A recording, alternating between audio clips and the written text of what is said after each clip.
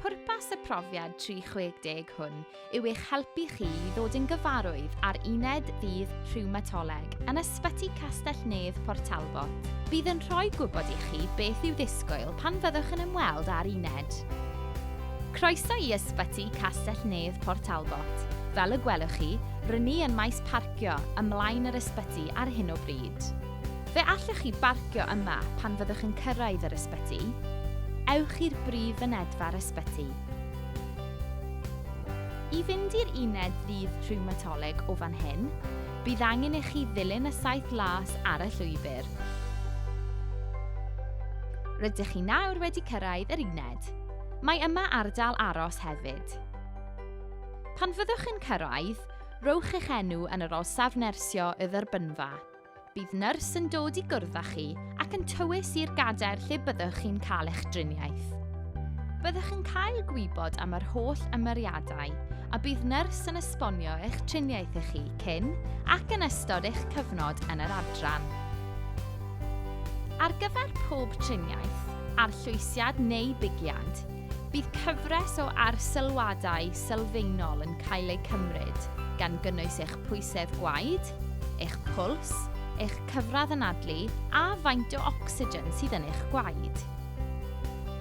Pwrpas hyn yw i tynnu ein sylw at unrhyw ymatebion negyddol posib i driniaeth ac i wneud yn siŵr ein bod yn adnabod unrhyw newidiadau posib yn eich cyflwr a nes ymlaen wrth i'r driniaeth symud yn ei blaen.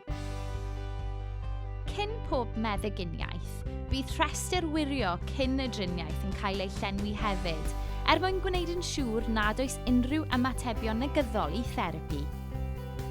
Bydd rhai meddyginiaethau'n golygu bod rhaid eich pwyso, ac os felly bydd y staff yn gofyn i chi sefyll ar y glorian. Pigiadau.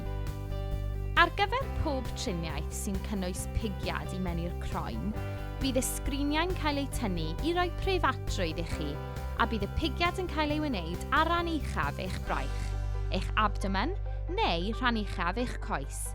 Cewch chi ddewis pa un. Ar ôl rhoi'r pigiad, os ydych chi'n teimlo'n iawn, fe gewch eich ryddhau i fynd adref gyda'ch manylion eich apwyntiad nesaf a ffurflen waed, os oes angen. Cyn i chi adael yr adran, bydd yn gwneud yn siŵr bod gennych chi ffurflen gyswllt ar gyfer y llinell gyngor. Os ydych chi'n cael unrhyw therapi biolegol, fe gewch chi gerdyn hysbysu am feddyginiaeth i chi ei gario o gwmpas hefyd. Arllwysiadau. Ar gyfer pob triniaeth sy'n cael ei roi drwy arllwysiad, bydd tiwb plastig bach, cannula, yn cael ei roi mewn gweithie'n briodol mwyn i ni eich cysylltu chi ar arllwysiad sydd wedi rhagnodi. Efallai y bydd profion gwaed yn cael ei gwneud ar y pwynt hwn hefyd, os oes angen, cyn dechrau eich triniaeth. Pan fydd y staff a'r claf yn fodlon nad ydych chi wedi ymateb yn negyddol, byddwch yn cael eich cysylltu a'ch arllwysiad. Gyda rhai arllwysiadau, rhaid cymryd meddyginiaeth ymlaen llaw cyn dechrau'r arllwysiad rhiwmatoleg. Bydd y staff yn esbonio os yw hynny'n berthnasol i chi.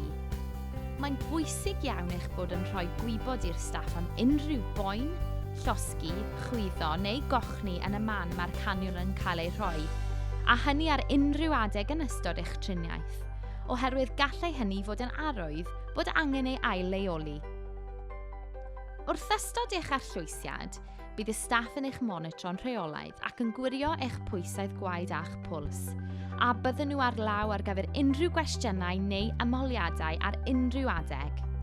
Os bydd angen i chi adael y driniaeth i ymestyn eich coesau neu fynd i'r toiled ac ati, rhowch wybod i'r staff a byddwn yn helpu mewn unrhyw ffordd gallwn ni.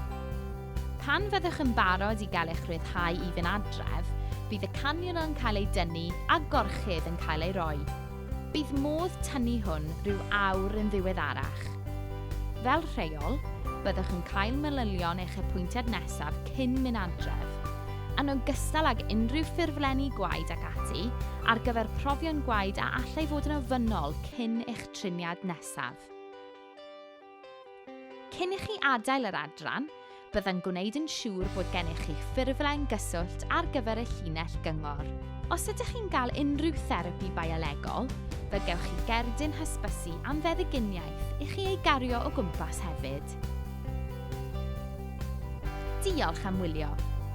Gobeithio bod y fideo hwn wedi bod yn defnyddiol i chi. Rydyn ni'n edrych am ffyrdd o wella bob amser, felly croeso i chi roi adborth i ni. Am fwy o wybodaeth, ewch i'n wefan.